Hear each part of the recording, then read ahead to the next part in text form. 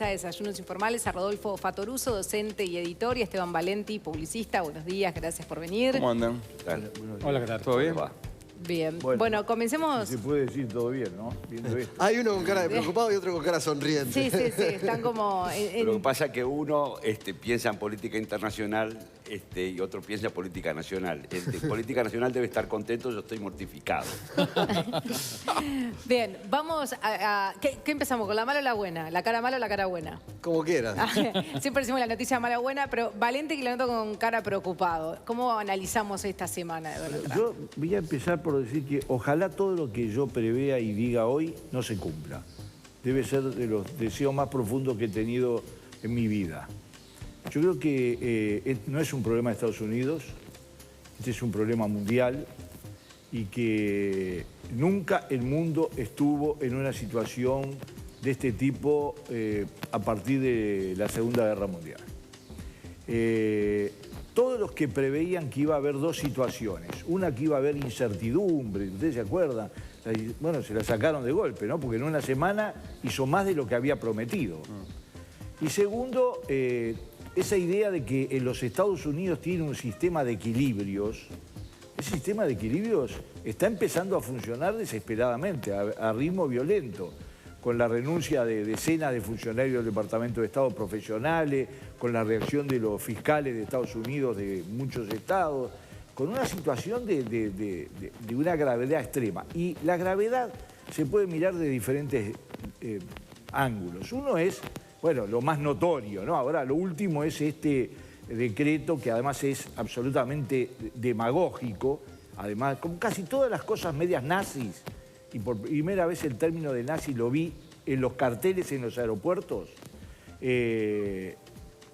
tienen una alta componente de mentira. Es decir, vamos a entenderlo claro, de los países, lo decían ustedes, que fue prohibida la entrada, no le fue prohibida a Arabia Saudita, y el 90% de los atentados en Estados Unidos fue hecho por habitantes provenientes y nacidos en Arabia Saudita. Entonces, la suma es interminable. El muro no es contra México. El muro es contra México, pero es algo que va a afectar en general las relaciones internacionales, en particular con América Latina. Y el proteccionismo tiene una paradoja, y lo quiero reconocer, es que en algunos puntos se toca con algunas posiciones de izquierda, incluso en nuestro país. Es decir, el proteccionismo desde el punto de vista comercial, que por otro lado va a chocar contra la realidad económica y la potencia económica de Estados Unidos, va a chocar de frente. Y todos sabemos que en Estados Unidos, cuando alguien, incluso el presidente, choca contra esos intereses, las tensiones pueden llegar a niveles insospechados. No quiero ir más allá que eso. Bien, Fattoruso. Bien, yo creo que es bastante auspicioso el comienzo de Trump, tanto para los Estados Unidos como para el resto del mundo. Lo que hay acá es una confusión de fines y de roles. Construir un muro y seleccionar la inmigración es una actividad absolutamente normal. Todos los países tienen soberanía de sus aduanas. El muro se va a construir para los que pasan de manera ilegal, no para los que vienen de manera legal. Los que vienen de manera legal van a tener que pasar por los procesos que se están estableciendo en los decretos que el presidente ha emitido. Pero ¿Para cuántos terroristas o ataques terroristas han tenido perpetrados por mexicanos, por ejemplo? No, terrorismo no. Terrorismo no, claro, delincuencia. Delincuencia de alto nivel, de alto grado. Usted sabe que la ruta de la droga empieza en el corazón de Sudamérica, pero el canal de entrada es México, precisamente, una frontera perforada. Ahora sí, entonces, norteamericanos, si no se lo compran a ninguna México, se lo persona, compran a otro lado, permítame, ninguna persona que esté en situación legal tiene problemas. Los que tienen problemas son los ilegales. Y está bien que los ilegales tengan problemas. Lo que pasa es que en este país estamos acostumbrados a celebrar tanto la delincuencia, eso se hace desde el gobierno, se celebra, se auspicia la delincuencia, se le da tanto espacio a los derechos de la delincuencia que nos indigna cuando un líder internacional y un líder como lo es Donald Trump decide ponerle coto a las acciones ilegales. De modo tal que no hay que magnificar el hecho del muro. Al contrario... Una duda, Fattoruso, porque recién decía, bueno, por el muro de los mexicanos. No todos son traficantes, delincuentes... Digo, hay una cantidad también de uruguayos que están allá, Cancillería emitió una declaración, digo, hay gente que, o refugiados de todo tipo, ¿no? Porque pueden ser hasta económicos, que necesitan un espacio... Está bien eso, está bien. Primero, un país tiene soberanía de elegir a quién recibe y no. Sí. No se la vamos a establecer nosotros, no, claro, los extranjeros. Esa es la primera cosa. Y cualquier persona que no tenga ningún pleito con la ley norteamericana, perfectamente puede tentar pasar legalmente. Esto es como ha ocurrido acá. Hay gente que se ofende porque nosotros postulamos, por ejemplo, que se pidan documentos en la calle, que la gente tenga sus papeles en orden. Las personas que son decentes no tienen problema en mostrar su cédula. Los delincuentes están en un aprieto. Lo mismo pasa con el muro, lo mismo pasa con el control de la frontera, lo mismo pasa con nuestro aeropuerto y con nuestros puertos, con nuestras aduanas. Cualquier persona que viene decentemente al país no tiene ningún problema con el país. Ahora, cualquier persona que quiera violar las leyes del país y cruzar el país debería tener problemas. La soberanía de un país está principalmente en sus aduanas. Claro. Y no entender eso es no entender absolutamente nada de lo que es la legalidad del funcionamiento. Pero es que esa era por ejemplo, la posición de Obama respecto a la inmigración, o es una apuesta a una mayor integración, la otra alternativa a lo que plantea Trump. No ese separacionismo, digamos, que plantea como soberanía en este caso. Lo de mayor integración lo decide el país anfitrión. Claro, pero que esté en su derecho no quiere decir que sea un mejor mensaje, una mejor manera de que el mundo evolucione. Es que no está para hacer filantropía, está para crecer en un momento de crisis. Digo, ¿por qué tiene que hacer filantropía con la ineficiencia de los latinoamericanos? ¿Por qué El Salvador? ¿Por qué Nicaragua? ¿Por qué Venezuela? ¿Por qué Colombia? ¿Por qué todos los países escupen gente hacia el exterior? Porque en algún sentido son ineficientes, porque en algún sentido son incapaces de crear una sociedad justa, con oportunidades, donde la corrupción sea menor, donde la inercia sea menor, donde la incapacidad sea menor. Entonces, ¿qué culpa tiene un país, los Estados Unidos, de las inercias, de las incapacidades, de las inmoralidades que ocurren en otros países que terminan desplazando a su gente? Lo mismo pasa en Europa con el África. Lo mismo pasa exactamente en Europa con el África. ¿Pero qué culpa tienen los ciudadanos de esos países solo por haber nacido ahí? Ninguna, pero digo, ¿por qué Estados Unidos tiene que ser anfitrión de las incapacidades del resto del mundo? Hay algunos países, algunos ciudadanos que no tienen la culpa de lo que sucede en sus países, pero es decisión de las potencias. Claro, pero eso es casuística. Hay muchos casos injustos y muchos casos justos. Lo importante es hacia dónde va la política. La política va hacia una emigración, hacia una migración selectiva. Lo que se tendría que haber hecho en Europa hace muchísimo tiempo y no se hizo, y ahora lo están pagando y lo van a seguir pagando caro. ¿Por qué? Porque no se trata de tener fronteras abiertas. Cuando se hizo la política de fronteras abiertas, se hizo, por palabras que decía el señor, por razones demagógicas. Cuando Mitterrand dijo que con 2 años de presencia en Francia cualquier persona podía obtener la ciudadanía, lo que hizo fue ensanchar su base de votantes. Se hizo por unas razones miserablemente políticas, y ahora lo están pagando 10, 20 años después. Esa es la realidad. Por lo tanto, no hay que creer que los países, el Uruguay tampoco, tiene la obligación de tener los brazos abiertos, salvo en los casos de personas, digamos, en situación crítica, grave, perseguidos, refugiados. Pero tener los brazos abiertos a cualquier inmigración, ¿por qué habría que tenerlos? Que cada país resuelva sus problemas. Estamos en un principio de soberanía básica. Valentín. Bueno, yo creo que... Yo no creí que en Uruguay iba a escuchar la defensa que hace el señor de un proceso que recién comienza, que por otro lado, quien va a pasar la frontera como si fuera absolutamente un queso gruyero a hacer la droga, como lo hizo con cualquier otro sistema, entre otras cosas porque tiene una importante base del otro lado de los Estados Unidos. Y mercado. Y el mercado, y el mercado. Pero además, esto es parte del proceso, es decir, no se puede dividir en pedazos, esto no es una política migratoria. Además de ser un insulto a todos los demás presidentes de los Estados Unidos. Esa visión que da el señor es un insulto no a Obama, a presidentes absolutamente de derecha, presidentes. ¿Por qué? Porque además lo hicieron no con un criterio de benevolencia, lo hicieron porque Estados Unidos ha crecido, es la primer potencia mundial, entre otras cosas, por la capacidad que tuvo de incorporar a su economía, a su realidad, a su sociedad, a muy amplios sectores. Y este hombre, que además basta leer los discursos, es un xenófobo, es un hombre, eso primero América, yo les pido que lean el discurso de Hitler cuando asumió en el Reichstag su primer gobierno en 1933, la retórica es exactamente la misma, Acá no hay un problema de control de frontera, entre otras cosas porque la droga no necesita pasar por el muro. La droga tiene una capacidad organizativa y un poder económico. Por ejemplo, el sistema financiero de Estados Unidos está cribado por el tema de la droga. Nadie puede creer que miles de millones de dólares se pueden lavar simplemente en las lavanderías como lo hacía la mafia italiana. Funciona todo un sistema, pero además es tan demagogo que, por ejemplo, el país que más terrorista aportó al 11 de septiembre, que es Arabia Saudita, como tiene una relación particular con Estados Unidos y con Trump y sus negocios, no está incluido.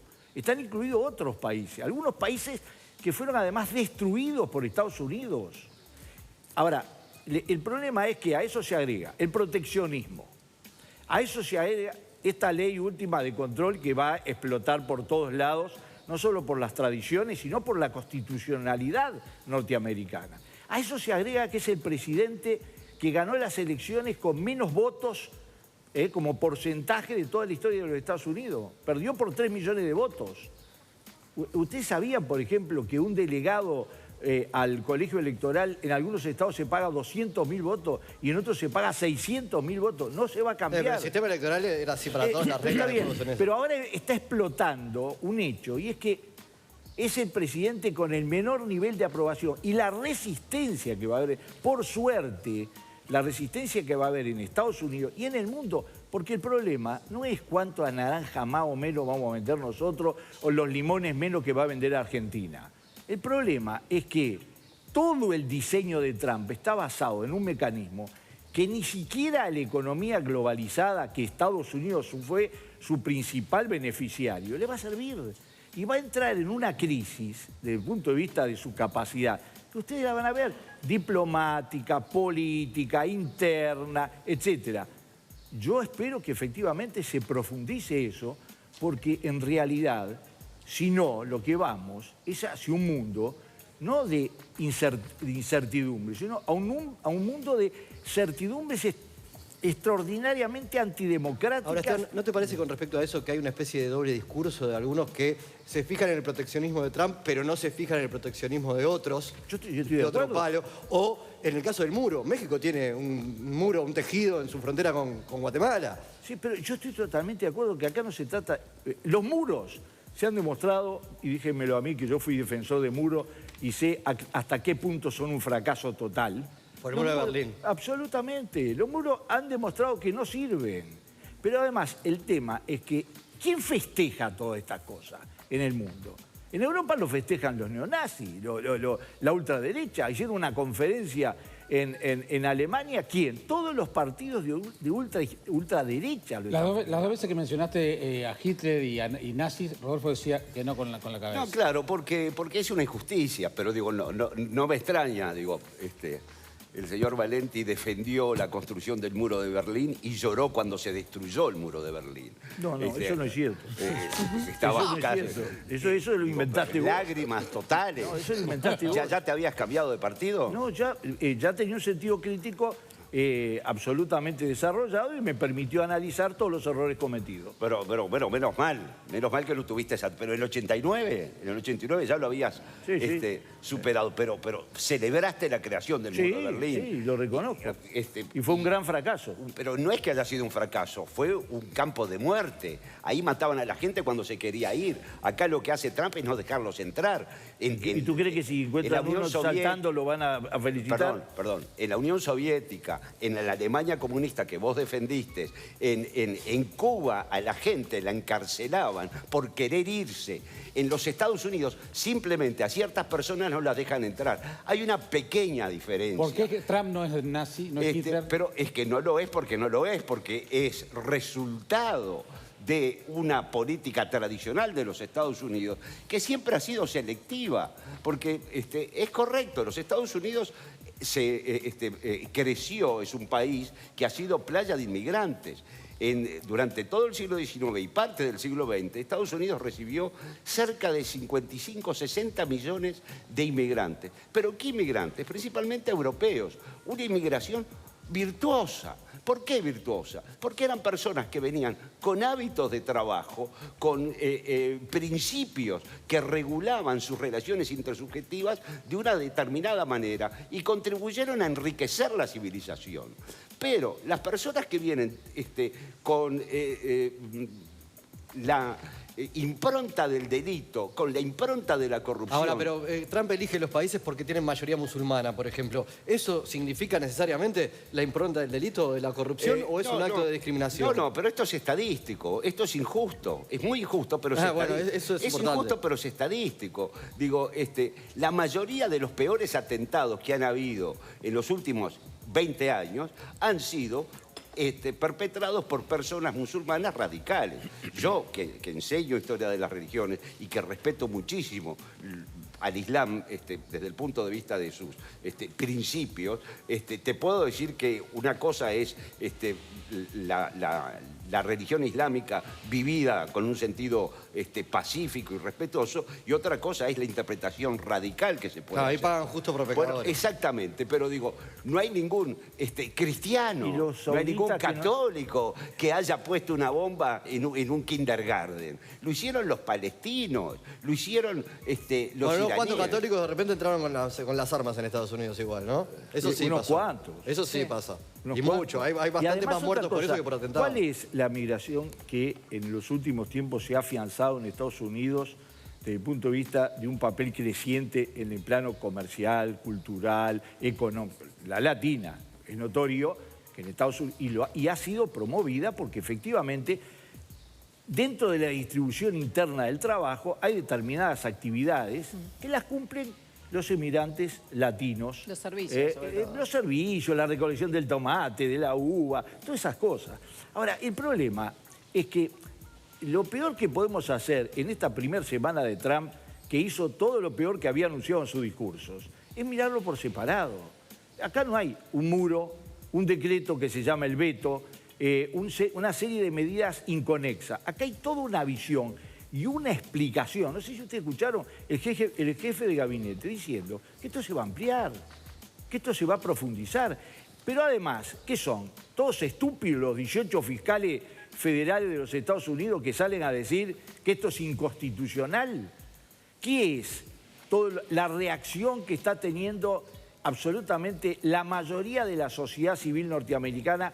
Porque la mayoría de la sociedad civil norteamericana es democrática, efectivamente. Entonces, yo creo que nosotros estamos asistiendo y no va a pasar mucho porque el ritmo de cosas que está probando Trump, de todo punto de vista, el aislacionismo, etcétera, está llevando a Estados Unidos a una situación de confrontación con sus aliados, incluso con sus aliados. Y entonces, América Latina, lo que nos tiene que preocupar es si vamos a vender un limón más, un limón menos, un kilo de carne más. Sí, también están los frijoles de por medio, desgraciadamente, en las relaciones internacionales. Pero cuando hay un diseño de esta portada absolutamente civilizatoria o incivilizatoria, lo que nosotros tenemos que ver, esto no es ni contra los musulmanes radicales solamente, porque así empezar, a ver, Todas las visiones ultra de ese tipo empezaron así, con un enemigo o un grupo de enemigos bien claro. Se puede entender el nazismo sin el enemigo de los judíos, el enemigo de los gitanos, el enemigo de lo que fuera, de los marxistas, porque está en el discurso. Se puede entender, bueno, ustedes vean el hilo conductor de todo. Hay un enemigo. El enemigo son los mexicanos que van a cruzar con mentiras. El otro problema son las mentiras. Trump repitió durante toda la campaña que había un porcentaje de latinos con delito, que es falso, que el Departamento de Justicia de los Estados Unidos, usted está mintiendo. También la izquierda construye sus enemigos, ¿no? Por ejemplo, el imperio. Pero no hay duda, ¿sabes qué pasa?